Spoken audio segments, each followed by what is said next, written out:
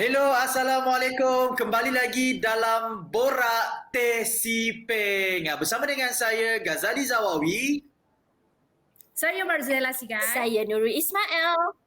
Yes, terima kasih kerana sentiasa menjadikan Borak Teh Siping sebagai peneman anda lebih-lebih lagi dalam suasana pandemik COVID-19 ni, dalam kita menjalani PKPB ni. Ini adalah rancangan yang sangat sesuai sekali untuk ditonton oleh anda buat ketika ini. Baik, kita ada banyak perkara yang kita nak borak dalam Borak Teh Siping pada hari ini, tapi kita nak tanya Marzella dulu. Marzella, borak pasal apa hari ini? Okey guys, Nurul, hari ini untuk topik hari ini Zel nak berkongsi dengan para penonton mengenai cabaran para media bekerja semasa PKP, especially reporter yang terpaksa ke sana ke sini terdedah dengan bahaya pandemik COVID-19. Saya itu menghadapi cabaran sesetengah pihak yang suka menyebarkan berita yang tidak sahih dan di samping itu terpaksa bekerja dalam norma baru. Ya, dan Jadi gas pula pasal apa? Okey, Gas bersama dengan seorang pengamal media juga, tetapi angle dia sedikit berbeza sebab Gas akan tanya beliau mengenai bagaimana sebenarnya rasa menjadi seorang wartawan ni, sebab bukan mudah sebenarnya, sebab kerja pun tak tentu masa. Jadi kita kena, orang kata, punyai semangat yang kuat, lebih-lebih lagi dalam keadaan pandemik ni. Kita kenalah, orang kata, kuat dari segi fizikal dan mental. Beliau juga memenangi Kenyalang Journalism Award. Jadi nak tahu siapa? Stay tune lepas ini. Kalau Nurul pula macam mana? Okey, Gas, dengan Marzella, apa hobi semasa PKPB ni? Gas membaca, semua yang positif lah.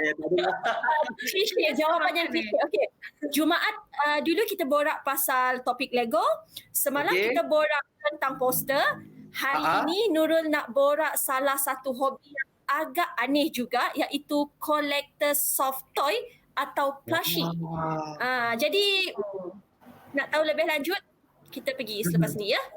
Alright, jadi nak tahu lebih lanjut apa yang kita nak borak kali ini, teruskan kesetiaan anda dalam Borak Teh Siping. Kita jumpa lagi selepas ini.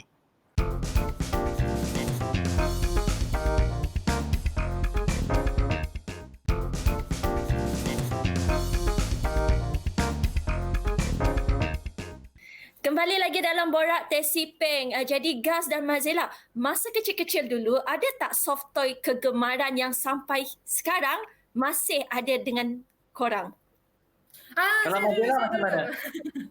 Saya dulu sebab saya waktu kecil tak pernah kumpul benda tu, tapi lately dah besar kan, bila pergi kat shopping mall adalah main dekat satu mesin tu. So dari situ adalah collect. I think ada 2 kotak besar kot soft toy tu dekat rumah.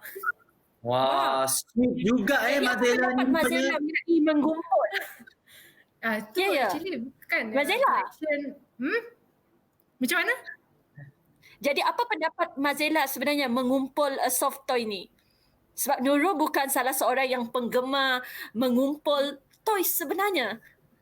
Actually saya bukan mengumpul sebab waktu tu suka-suka main dekat bahagian mesin tu, secara tak sengaja selalu menang. So dia terkumpul. Nak cakap lah dia selalu menang. Jadi Gas pula ada tak Gas? Okay, kalau Gas suka buat plushie ni, soft toy ni jadi kitchen macam ni. Gas suka buat dia jadi kitchen, ataupun yelah senang nak letak kunci kereta, kunci rumah, itulah. Tapi kalau nak ada banyak koleksi soft toy dekat rumah ni, tak banyak sangat lah. Kalau Nurul pula macam mana? Nurul bukan seorang penggemar toys sebenarnya, tapi apa-apa pun agak menarik sebenarnya hobi mengumpul soft toys ni. Kalau nak tahu lebih lanjut, check it out.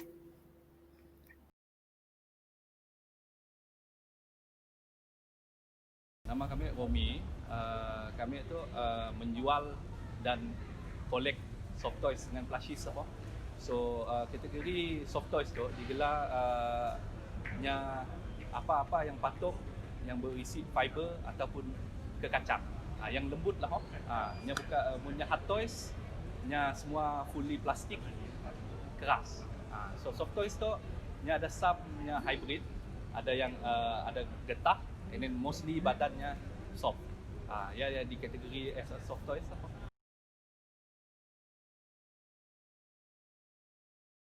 Simple loh. Mula-mula kami pun si juga collect plushie sebenarnya. Mula-mula beli dengan anak, and then tu nak, so bila kami beli dengan anak tu nak, and then tiba-tiba terjumpa as you know, kami collect Star Wars. Kami suka barang Star Wars. I'm a very big Star Wars fan juga. So bila kami ada plushie Star Wars. So and then sikit one of bila kami nya plushie tu nya senang disimpan. Okay, let's say hard toys kita perlu space and then perlu tempat yang rak yang very besar untuk kita nyimpannya. Bukan bilanya makin banyak makin susah disimpan. Makin space. Yes, and then lebih-lebih lagi lah, kita orang ada anak-anak kecil. Kadang-kadang kita beli hard toys sampai 500, 600, 800 ribu apa lah. Guguk pun pecah, patah. But plushies, anak nak main kah? Nya guguk kah? Nya apa? Nya paling-paling punya bisak kah? Bisak apa jahit? So bagi kami one of the things is nya senang simpan, and then nya banyak variety. Kita mau apa-apa semuanya ada. Nya kena hard toys juga. But and then dari segi nya senang disimpan, and then nya si cepat rosak. And then biasa kami banyak anak-anak kecil juga nak. So nanya pun boleh main juga dengan anaknya. So kami terjebak lah. Mula-mula beli dengan anak kerja, and then kami start to collect. Bila jumpa sikit, and then surprisingly bila kami dive into masuk dalam dunia tu lah, surprisingly banyak gila orang yang collect tu. Si kira laki, si kira perempuan, si kira tua, si kira muda.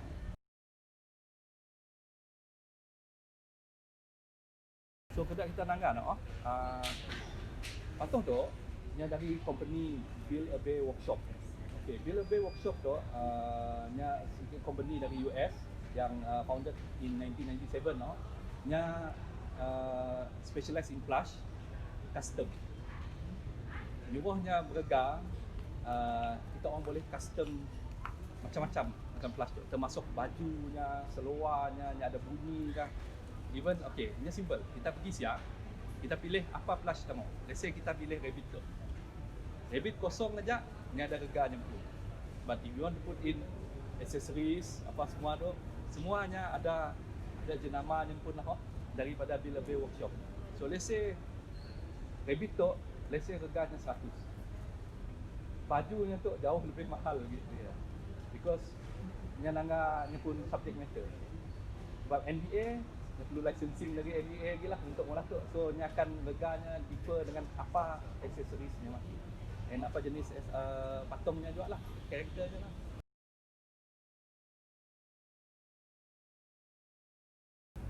Banyak.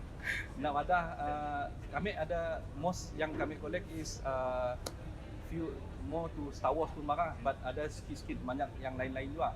And then kami pun ngambil collect yang macam vintage macam kita nangga tu. Tu orang era-era yang 80-an akan tahu apa tu.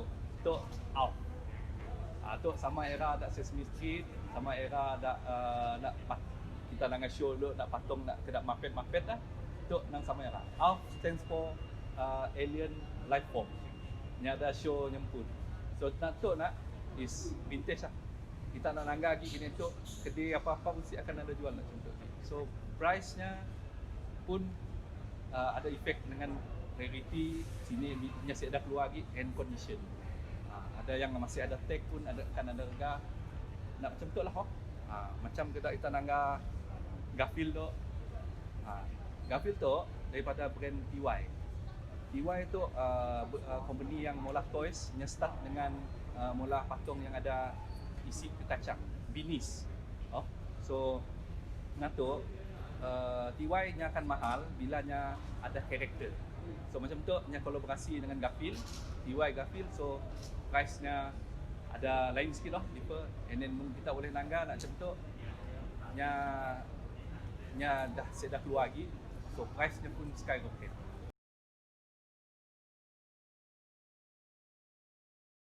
Kami ada sikit Doraemon. Doraemon ni nya kolaborasi Takeshi Murakami, Uniqlo. dengan Doraemon lah. Okey, dulu patung Doraemonnya kita boleh belinya di Uniqlo, harganya RM89 je. Ini tu kami kami ada 2 gig ya. So kami jual sikit last booth dalam 450 sikit. And then sekini tu di eBay Doraemon Murakami ya, yang ada sign Takeshi Murakami ya, $1,500. So kadang-kadang nak kita si tahu benda yang kita orang ada di rumah ya, walaupun second hand ya, plushies tu lah orang selalu overlook lah. And then walaupunnya condition si bagus, tapi reality-nya to someone kita orang boleh harganya yang siap di value macam kita tak nak ngatuk. I'm a Star Wars fan, so kami banyak collect mostly yang Star Wars. Sampai nak lebih pun kami banyak Star Wars lah. Tu dalam 5 tahun kami berkecimpung dalam bidang plushies tu, kami buat jumpa sikit. Okay, tu dari brand Sekiguchi. Sekiguchi tu is not known for barang-barang Star Wars. Nya glamour dengan Momochi. Momochi tu patung cute nak buka kedai monkey sikit, nya ada dress, ada bulu tu lah. Nya glamour dengan dia. Tapi itu nya kolaborasi dengan Star Wars and very limited, nya ada 6 jenis. Tapi nak the rest ya kami saya dah demo, kami nak jumpa sikit tu aja. After 5 years kami ada dalam tu. So last harganya tu RM180. Si masuk shipping lah. Tapi nya dah saya dah keluar lagi. Kami pun si tahu nak value tu apa, because this is very sentimental untuk kami.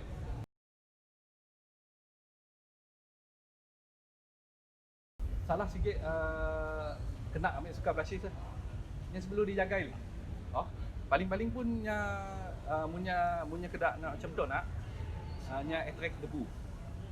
People bila kita angkahnya displaynya sini nya akan mengangkat debu. Cara paling senang is beli brush yang biasa orang brush tokok nak ada bristle hitam ya. Nak aja. Ini sometimes bilanya kena debu, nya kena because kita Malaysia tu sebab nya very nak ya, nya akan debu nya akan menyuruh bulu yang lekat. So kita nak ya aja lah. Biasa brush okey. Ini sikit merasa kotor lah, basuh aja. Hard toys ke apa ke, bukan nak ada hard toys sih, nak ya lah. Cara penjagaannya senang. Si banyak hassle. Tak bolehkah atas katil, bolehkah dalam kereta, boleh minyak main. So bagi kami bila kami kolektor yang banyak-banyak ni pun di rumah lah. Pun saya dah ada je tempat kami boleh angkat. So ialah one of the reason juga yang kami suka, and then the thrill of the hunt. As a collector nak, bila kita nanggap, ada keluar benda tu. Macam kita nak tu Kamen Rider. Tu last tu keluar masa era Showa. Showa tu early 80s to late 80s lah. Nah tu saya dah keluar lagi. Biasa kita orang nanya kilang punya made in China, ini ada 90s. Tu made in Indonesia. So nya late 80s. Nang era sebelum nak so nak tu kita orang nak cari sini-sini yang saya dah nemu.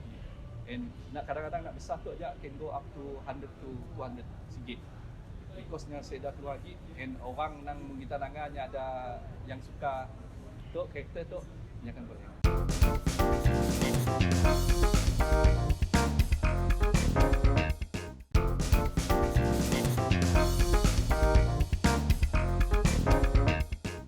Baik, bertemu sekali lagi dalam Borak Teh Siping. Macam biasa, kalau anda yang baru menonton kami dalam Borak Teh Siping, kita tak dapat nak berada di set, jadi kita berkomunikasi bersama dengan tetamu kita di alam maya ini, dan kali ini Gas bersama dengan seorang jurnalis ataupun reporter yang sangat berbakat dari Sarawak dan pernah memenangi anugerah yang sangat berprestij.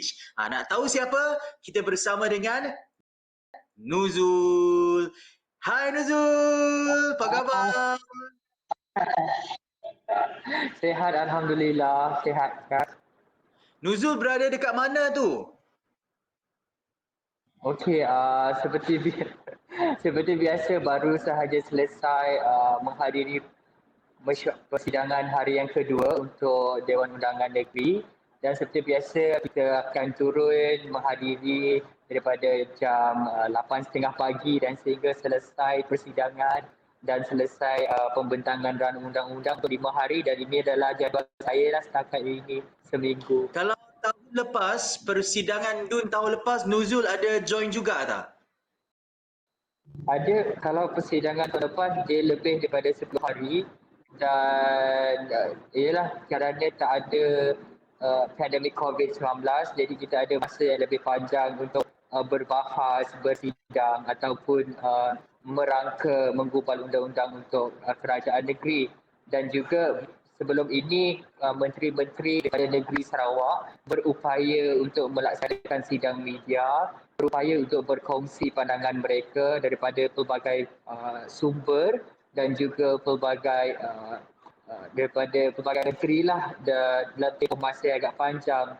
Tapi oleh kerana masa ini kita berdepan dengan pandemik COVID-19, jadi para media ataupun rakyat juga kena faham peraturannya, kita harus patuh kepada garis panduan COVID-19 dan juga beberapa garis keselamatan yang telah ditetapkan. Dan sebab itu dilaksanakan 5 hari. Juga ada kekangan juga untuk mengadakan sidang media dan kita faham dengan keadaan situasi semasa. Baik. Dari segi tempoh masa persidangan DUN itu berbeza. Kalau sebelum ini macam yang Nuzul cakap tadi 7 hari, tetapi untuk tahun ini diadakan sepanjang 5 hari sahaja.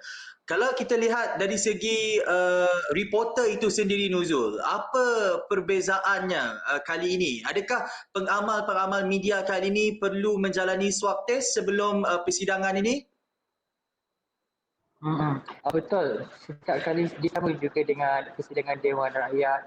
Kali ini bukan sahaja ahli Dewan Undangan Negeri yang melaksanakan menjalani ujian saringan COVID-19, namun para media yang bertugas sepanjang 5 hari tersebut juga wajib melakukan saringan RT-PCR untuk COVID-19 bagi memastikan yang pertama, keselamatan daripada penyebaran wabak COVID-19 dapat kita kekang daripada menular jika seandainya berlaku penularan di antara mereka yang akan menghadiri sidang DUN kelak yang sedang berlangsung sekarang ini. Dan juga apa yang pasti 83 orang, tak silap saya, para media daripada seluruh agensi media di Kuching misalnya telah menjalani saringan COVID-19, dan ini antara SOP yang perlu kita patuhi.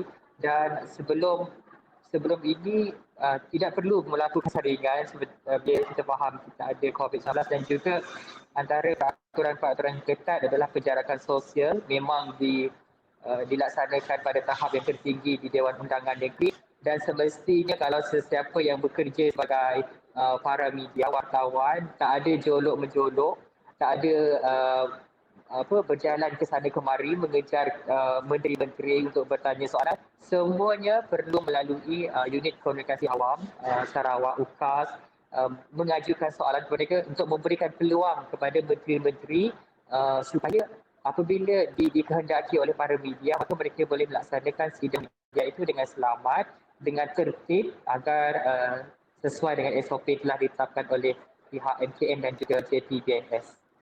Wah, itu adalah gambaran yang diberikan Nuzul macam mana persidangan Dewan kali ini diadakan. Kalau sebelum ini meriah dengan jolok kan, Nuzul? Saya kita tahu pernah juga jadi reporter sebelum ini. Jolok-menjolok inilah yang menjadikan orang kata suasana kewartawanan itu meriah, tetapi terpaksa diredakan sedikit disebabkan pandemik COVID-19. Dan macam yang Nuzul katakan tadi, kena kurangkan penjarakan sosial. Sebab itulah kami di Borak Tesiping juga mengambil inisiatif berkomunikasi dengan tetamu kami secara maya. Baik, Nuzul, kalau kita lihatlah persidangan Dewan ini, ia memakan tenaga, dia ambil masa.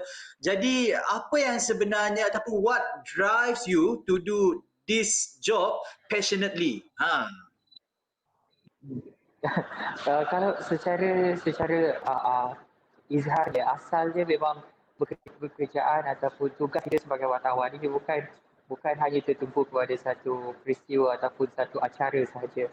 Kerana sebelum ni pada awalnya juga kita sebagai wartawan sebelum menceburi bidang ini, faham, sudah dimaklumkan bagaimana situasi akan dihadapi oleh seorang wartawan. Tidak kira di mana lokasi berada, pasti akan ada satu masa ia akan melibatkan penggunaan tenaga yang sangat banyak, akan memenatkan perlu satu konsentrasi yang sangat tinggi, komitmen yang sangat tinggi daripada seseorang wartawan itu. Tapi kali ini sidang DUN bermula agak ditamatkan dengan tempoh yang agak singkat, memberi masa kepada wartawan juga untuk istirahat, dan dalam persidangan itu ada diberikan kelonggaran untuk rehat pada jam 12 macam tu, dan disambung semula dengan persidangan ataupun perbahasan daripada menteri-menteri.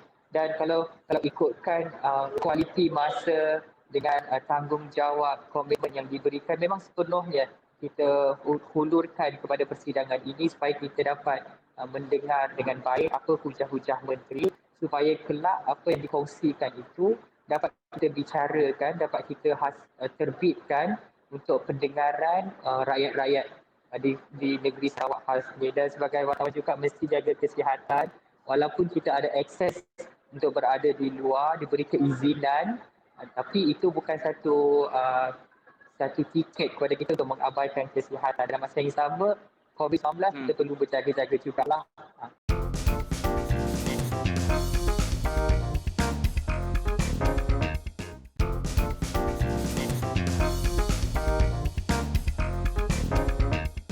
Kalau saya kenal secara peribadi, Nuzul ini merupakan seorang yang sangat committed. Kita pernah turun function sama dulu. Dan Nuzul ini selain committed, dia juga merupakan seorang yang sentiasa friendly dan rendah diri. Orang kata itu mungkin menjadi resepi kejayaan Nuzul untuk memperoleh anugerah. Kalau tak silap, anugerah Kenyalang. Boleh tak ceritakan lebih lanjut mengenai anugerah yang diterima tu, Nuzul? Okey, baik. Terima kasih. Sebelum tu, itu adalah kejayaan buat semua, kerana kalau ikutkan baru 1 tahun 4 bulan saya berkecimpung dalam dunia kewartawanan, agak baru juga, setahun jagung, baru berkenalan dengan para media yang lain dan baru mengenali bagaimana kehidupan seorang wartawan itu dan kehidupan sebenar, realiti yang perlu dihadapi.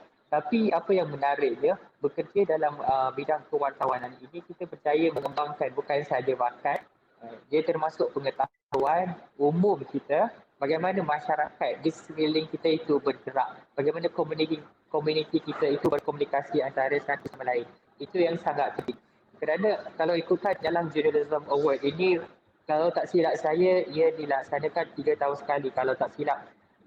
Dan saya, itu adalah rezeki bagi saya tahun ini untuk bertemu dengan Kenyalang Journalism Award, dan sebelum ni memang dimaklumkan Kenyalang Journalism Award ini akan diadakan dan kita perlu menghantar beberapa sorotan cerita-cerita yang boleh dipertandingkan dalam KCA, dan alhamdulillah kumpulan kami ataupun ahli keluarga Awani Sarawak berjaya mendapatkan beberapa anugerah, antaranya Sustainability Award dan juga Digital Economy dan Chief Minister Award dan dan anugerah wartawan penyiaran, dan semua itu berdasarkan story news yang kita hantar, semuanya adalah berdasarkan human interest. Human interest itu adalah kisah-kisah yang kita garap daripada penceritaan rakyat, apa yang dilalui oleh rakyat ketika itu, dan kita persembahkan melalui berita, laporan kita. Dan anugerah Ketua Menteri Sarawak. Sebelum itu, Gas nak ucapkan tahniah kepada Nuzul dan keluarga Awani. Boleh tak ceritakan apakah cerita human interest yang dipertandingkan untuk memenangi anugerah Ketua Menteri Sarawak tu? Okey. Secara jujurnya kita ada banyak menghantar laporan-laporan yang sebenarnya saya kirakan menarik, sebab kita merhatikan kepada beberapa komponen. Sebab dalam masyarakat ini ada beberapa lapisan dari segi sudut pendidikan, sosial, ekonomi, teknologi juga adalah rangkuman human interest. Tapi kali ini kita menghantar human interest berdasarkan kepayahan hidup, kesukaran hidup masyarakat. Sebagai contoh, apa yang kita hantar adalah tekad penjual diri untuk menghidupkan keluarga mereka, untuk menghantar anak ke Menara Gading. Dan apa yang menarik, hasil daripada garapan laporan ini adalah daripada pemerhatian kita. mengenai apa yang berlaku di sekeliling. Kerana sebelum ini peniaga media ini kita tahu dia meniaga sayur ini di tepi jalan. Kerana waktu itu terdetik untuk bertanya macam mana dia cari sayur media, macam mana dengan keluarga dia. Itu adalah sifat sebenarnya yang ada pada seorang wartawan, saya kira. Semua ada. Jadi apabila turun padang, bertemu, berkomunikasi dengan mereka, baru kita nampak, oh mereka ini hidupnya susah, menjual media dan anaknya hanya seorang yang sedang belajar, yang lain terpaksa berhenti ataupun separuh jalan belajar dan terus bekerja membantu ibu bapa di rumah. Dan dalam masa itu kita sebagai masyarakat tidak boleh meninggalkan sifat ihsan itu di tempat itu sahaja. Dia perlu berjalan kerana seperti saya kata tadi, sifat semula jadi seorang wartawan itu adalah untuk tahu lebih, untuk mengenali dengan lebih mendalam apa yang berlaku dalam masyarakat. Kerana apabila saya pergi jauh ke dalam keluarga itu, kita dapat melihat situasi sebenar, realiti apa kepayahan yang dilalui mereka dengan keadaan rumah, dengan cukup ke tak makan, berapa gaji sehari, berapa yang diperlukan untuk membayar elektrik, air, cukup ke tak. Itu yang kita perhalusi, itu yang kita nampak dan kita cuba bawakan kepada pendengaran kerajaan negeri kita. Kerana saya tahu dalam 2.8 juta rakyat di Sarawak ini pasti akan ada yang tercicir, pasti akan ada yang berselindung di sebalik kepayahan itu yang tidak nampak. Jadi sebagai wartawan, tugas kita adalah untuk bawa keluar cerita mereka ini, sampaikan kepada menteri. Kerana kita tidak boleh nak salahkan menteri, oh menteri ini tak buat kerja, menteri ini tak nampak kesusahan rakyat. Tidak, kerana kita sendiri sebagai manusia ataupun sebagai rakyat Sarawak, kita tak nampak juga kesusahan yang lain itu. Yang kita nampak yang satu, yang saya nampak penjual media itu, bagaimana pula dengan penjual-penjual media yang lain. Kita tak nampak kehidupan susah mereka. Jadi apa yang kita boleh lakukan pada masa itu adalah cuba bawa keluar masalah itu, kita bawa kepada menteri. Supaya insya-Allah kita harapkan contoh yang kita buat itu akan dapat dipraktikkan ataupun dapat disalurkan kepada penjual-penjual media yang lain dan juga keluarga-keluarga yang susah yang lain berada di seluruh negeri Sarawak misalnya. Itulah yang saya dapat ambil inspirasi daripada Nuzul. Dengan mendengar perkongsian daripada Nuzul ini sebenarnya memberikan inspirasi kepada Gas. Dalam dunia penyiaran ini, kita jangan hanya bekerja sahaja. Kita kena hayati kerja kita dan yang paling penting, guna masa ini untuk tolong komuniti di sekeliling kita. Itu adalah antara inspirasi yang kita dapat daripada Nuzul. Tapi sebelum kita melaporkan tirai interview bersama dengan Nuzul ini, boleh tak Nuzul kongsikan apakah orang kata tips ataupun pesanan kepada wartawan-wartawan di luar sana supaya bukan hanya orang kata prihatin, bukan hanya melakukan kerja dengan committed, tetapi mungkin Nuzul sendiri, apa differentiator yang perlu ada pada wartawan itu supaya mereka terus kekal relevan dalam dunia penyiaran ini? Okey, sebagai seorang wartawan kita akan menghadapi pelbagai cabaran di luar jangkauan, di luar akal pemikiran yang selalu kita nampak. Sebagai seorang wartawan, setiap hari itu adalah hari yang berbeza. Tidak akan sama, tidak pernah sama apa yang dilalui sebagai saya selama ini sebagai seorang wartawan, tidak akan pernah sama. Cuma apa yang pasti, satu perkara adalah kita mesti tetapkan pendirian kita bahawa sebagai seorang wartawan itu tugasnya adalah untuk menceritakan sesuatu kepada rakyat untuk melihat impak yang akan berlaku. Maksudnya dalam komunikasi juga, apabila kita sampaikan sesuatu, kita mesti nakkan feedback. Itu yang kita perlu laksanakan setiap hari dalam masa kita bertugas. Kerana apa yang saya pasti apabila kita menghayati konsep itu tadi, memberi dan mencuba untuk menerima feedback daripada masyarakat, itu akan mempertumbangkan bukan sahaja diri kita tapi juga kepada komuniti yang terlibat. Sebagai contoh, kalau hari ini saya bawakan cerita bagaimana tukang sapu di waterfront untuk bertahan hidup semasa pandemik COVID-19, saya akan mendengar luahan daripada mereka dan luahan itu kita akan kongsikan kepada yang lain, semestinya kepada kementerian ataupun kepada mereka yang ingin memerlukan bantuan. Itu antara perkara yang saya tetapkan setiap hari. pergi ke sesuatu tempat bukan hanya untuk mendengar tapi untuk membawa solusi pada mereka. Walaupun kita tidak mempunyai kekuatan itu, tapi setidaknya kita menggerakkan sebagai enjin penggerak untuk terlaksananya sesuatu perubahan, dan itu akan memberi kepercayaan ataupun rasa selesa anda sebagai wartawan lah untuk berada dalam bidang penyiaran seperti saya. Betul. Itulah yang kita boleh ambil contoh daripada Nuzul, bukan sahaja untuk menjadi seorang wartawan yang baik dan cemerlang, tetapi untuk menjadi seorang insan yang suka untuk membantu orang lain. Terima kasih Nuzul atas perkongsian ini. Sama, Diharapkan thank akan you. terus maju jaya dalam apa sahaja bidang yang Nuzul ceburi. Sampai kita berjumpa lagi, okey? Bye. Okay, terima kasih.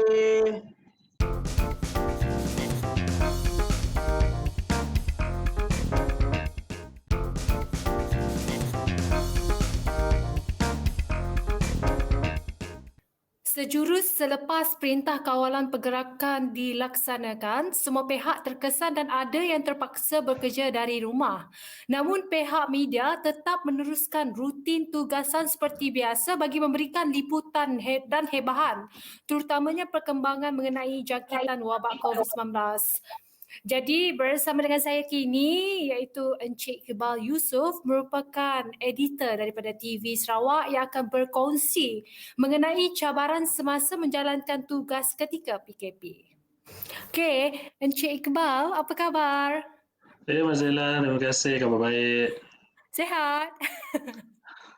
Klise soalan. Tak Sihat. apalah.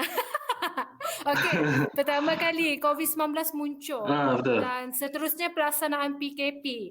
Apa Hmm. perasaan sebagai seorang yang bekerja dalam industri media yang terpaksa melalui fasa-fasa COVID-19? Daripada mulanya pelaksanaan PKP daripada Mac, Mas Zela, kami dari pihak media lah, boleh katakan tak ada rehat. Almost every day kita ada melaporkan macam mana status perkembangan terkini COVID-19 baik di Malaysia maupun di Sarawak. Tapi memandangkan kita di TVS buat masa ini kita satu-satunya media, bukanlah satu-satunya, macam antara stesen TV di Sarawak ni. Jadi kita kena highlightkan apa benda yang terjadi di Sarawak dulu. Jadi cabaran dia ialah ramai orang duk kata work from home, tapi there is no working from home untuk kita. Everyday pun kita kena teruskan kerja even though COVID ke, tak ada COVID ke, and apa yang paling pentingnya adalah pematuhan kepada SOP, of course. Kita kena sentiasa patuh kepada SOP sebab rasa-rasanya itu je salah satu sumbangan kita untuk melandaikan graf COVID. Okay, macam mana kalau in case kan para wartawan ni terpaksa turun dari satu function ke function yang lain ketika PKP, perasaan takut tu macam mana langkah-langkah menjaga langkah-langkah yang diambil untuk menjaga macam ikut macam tu? Betul. Apa yang penting SOP itulah kita kena sentiasa terapkan dalam setiap apa yang kita buat. Topeng muka, kerap cuci tangan, jaga penjarakan fizikal. Setakat PKPB dilaksanakan semula dekat Kuching, Sarawak. Dekat Sarawak ni, kat daerah Kuching khususnya. Saya belum lagi dihantar keluar ke lapangan untuk assignment, tapi saya ada memerhatikan rakan-rakan saya. Mereka ada buat liputan dekat Kampung Haji Baki. Sebaik saja melakukan liputan, mereka disuruh balik ke rumah untuk membersihkan diri terlebih dahulu sebelum terus ke office. And mungkin itu salah satu langkah-langkah pencegahan yang boleh kita lakukan sebab ialah bergaul dengan komuniti-komuniti di Kampung Haji Baki, kita tak tahu because sebelum ni kita difahamkan COVID-19 juga boleh dibawa melalui udara. Jadi itulah kita apa nama orang kata, pematuhan kepada prosedur operasi standard itu kena tinggi, kena disiplinkan diri kita pakai topeng, lepas tu cuci tangan. Sama dengan Mazela. Mazela pegang gadget-gadget, pegang roti macam ni. Jangan lupa Betul, cuci betul, tangan. betul. Of course, mesti stay hygiene. Kena jaga pembersihan diri sendiri. Jangan lupa tu guys. Okay. Sebagai dengan norma baru sekarang kan, media sekarang terpaksa mencari maklumat ataupun kaedah baru dan pada masa yang sama terpaksa mengikut SOP ataupun protokol kesihatan yang sedia ada. Ada alternatif lain untuk mencari maklumat? Wow, alternatif lain is macam apa yang kita buat, kita berhubung menggunakan internet. Jadi Ya, betul. antara cara lain yang boleh kita manfaatkan ialah internet. Dengan internet melalui phone kita perlukan apa saja maklumat, kita boleh call, kita boleh melalui social media seperti WhatsApp pun boleh. Jadi kalau nak dikatakan masalah dalam information gathering tu tak ada sebenarnya. Cuma apa yang menjadi kesukaran kita adalah untuk mendapatkan visual di tempat terbabit. Tapi rasanya sekarang ni itu bukan masalah besar dengan adanya smartphone kan, semuanya Betul. hanya di hujung jari. And Mazela, saya nak kongsikan sedikit Mazela. Semalam Isnin bermulanya persidangan Dewan Undangan Negeri Sarawak. Kalau Mazela nak tahu, setiap media, ataupun wartawan yang hendak membuat liputan, mereka dikehendaki untuk melakukan ujian swab sehari sebelum mereka ke Dewan Undangan Negeri. Betul. Dan ini apa yang terjadi kepada kita punya jurukamera sebenarnya. Betul. Mereka dikehendaki untuk melakukan ujian swab. And ada juga antara apa orang kata benda lain yang pihak DUN nak terapkan, antaranya setiap daripada media tidak boleh menghantar 2 wakil, hanya daripada stesen televisyen. Betul. Ini adalah untuk mengurangkan jumlah kehadiran media-media agar tidak memenuhi, kerana ialah kita tak tahu pembawakan setiap orang, fizikal seorang macam mana kan. And lagi-lagi saya rasa maksimum hanyalah 40 wakil media yang dibenarkan untuk membuat liputan pada satu masa dekat Dewan Undangan Negeri. Betul-betul kita harus mengurangkan kekangan kalau itu salah satu inisiatif yang mereka boleh lakukan. Okey, macam kita nak tahu juga lah, Iqbal ni pernah kena swab test tak? Tak pernah. Tak pernah. Saya tak dapat berkongsi pengalaman swab test sebab saya sendiri tak pernah, tapi ada kenalan-kenalan rapat saya pernah membuat swab test. Rata-rata tak ada pun komen-komen kata sakit ke apa. Semuanya cakap macam macam geling, mengilu macam tu lah. Perasaan tu kurang uncomfortable, kurang selesa. Betul. Kerana dia punya tu panjang kan. Jadi untuk masuk ke rongga hidung kita adalah sesuatu yang amat menakutkan. Betul. Saya tak pernah kena. Kan? Okey. Nak tanya Iqbal lah, sepanjang PKP ni, sepanjang COVID, macam mana menghadapi situasi bila ada pihak yang menyebarkan berita-berita yang tak sahih, yang tak betul? Berita tak sahih, saya mengalaminya sejak daripada Mac lagi kita PKP. Betul? Ada yang sibuk menyebarkan dekat grup WhatsApp family contohnya. Apa-apa saja info yang kita dapat, kita terus sebar tanpa memeriksa dahulu kesahihannya. Mazela, pandangan saya ini adalah sesuatu yang ini bagus kerana niatnya untuk berkongsi kepada ahli keluarga, kepada rakan-rakan yang rapat. Tapi apa yang tidak bagusnya adalah jika kesahihannya tidak dapat disahkan, ia akan menimbulkan orang kata perasaan takut lebih-lebih daripada lagi dalam kalangan yang warga-warga yang dah berumur ni. Mereka ni mudah mempercayai dan mereka mungkin mempunyai kekangan untuk menyemak sama ada apa yang disebar tu sahih ke tak, berbeza dengan kita anak muda kan. So kita ada accessibility ke semua. And then, apa yang pesanan saya, kalau boleh bila kita dapat sesuatu info tu, kita cek dulu kesahihannya sebelum menyebarkannya kepada ahli keluarga ataupun rakan-rakan yang terdekat. Ataupun kita boleh dah dapatkan daripada sumber-sumber yang sahih, contohnya macam TVS. Betul. Sahih. Okey. Iqbal, mungkin Ya. Iqbal ada sedikit kata-kata yang nak diberi kepada orang ramai di luar sana pasal tentang tentang COVID ni Tentang COVID. dari pihak media. Sebab banyak Baik. yang mungkin tak dengar cakap. Sebab before ni PKP dekat Kuching, kita dah beransur pulih dan kemudian tiba-tiba merebak lagi. Mungkin Iqbal ada pesanan untuk orang-orang, untuk masyarakat di luar sana. Kepada masyarakat di luar sana, apa yang anda boleh buat, mainkan peranan anda. Tolong patuhi prosedur operasi standard yang telah ditetapkan oleh kerajaan. Bila masuk kedai, bila kita kata scan, tolong scan. Ini memudahkan lagi untuk kita menjejak individu-individu yang mungkin ada terkena kontak rapat dengan pesakit-pesakit COVID ke. Ini memudahkan kerja kerajaan. Apa sahaja yang kita buat, kita harus fikir orang yang selain diri kita. Kita tidak seharusnya memikir diri kita sendiri. Kerap mencuci tangan, pakai face mask, jaga penjarakan fizikal. Dan apa yang lebih penting, sebelum menyebarkan sebarang maklumat, kita dah masuk gelombang keberapa? Gelombang ketiga dah. Dan still ada juga yang menyebarkan maklumat-maklumat palsu. Jadi ini yang harus kita tepikan dan sama-sama kita membantu dan sama-sama kita jaga kita. Okey, terima kasih Iqbal atas perkongsian tersebut. Saya kira itu adalah beberapa maklumat yang sangat bermanfaat untuk kita kongsikan dengan para penonton. Jadi, para penonton, tak kira siapa pun anda, sama ada bekerja sebagai frontliner ataupun tidak, kita semua mempunyai tanggungjawab yang besar untuk memutuskan rantaian pandemik COVID-19. Patuhi SOP yang telah disediakan, amalkan penggunaan hand sanitizer. Duduk di rumah kalau tiada keperluan untuk keluar dan jangan menyebarkan maklumat palsu.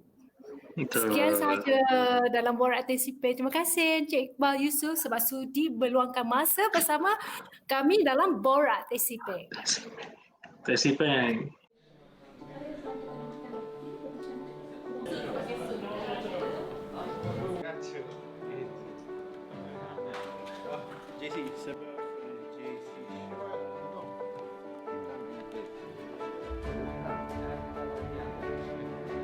Assalamualaikum, salam sejahtera.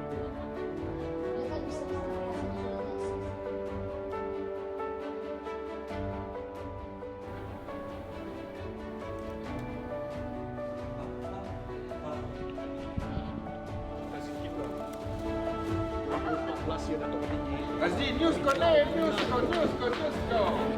You the best lah, you the best. Translate me in Mandarin. Kami dek. Kita BM. Kasih. This is Rhythm of Borneo.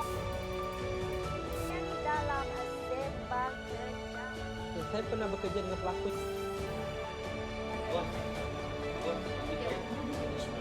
Bila benda yang berlaku, jadi akan jadi mudah. Okay, Settle? So kita on 10 minutes tu. Minit. Alamak kuat 10 minit ya. News mesti run yang 3 lah ya. Happy birthday. Kamu nak apa? Roll it.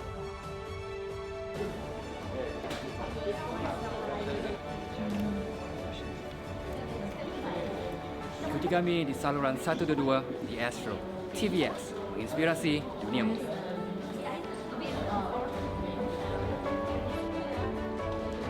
TVS Marine Inspiration dari dunia kita. Seminar di channel Astro 122. TVS menginspirasi duniamu. TVS menginspirasi duniamu. Menginspirasi duniamu. Menginspirasikan duniamu. TVS menginspirasikan duniamu. Di saluran 122 Astro. 122 Astro. 122. Di TVS 122 Astro. Cut. 记得收看 TVS。就在 Astro 频道122。就在 Astro 频道122。 Cut. We're about to inspire you on TVS channel 122 Astro. See you guys soon. TVS. We inspire your world. Inspire your world. Inspire your world. We inspire your world. We inspire your world. We inspire your world. We inspire your world. A channel 122. Astro Channel 122. On Astro Channel 122. Astro 122. On Astro Channel 122.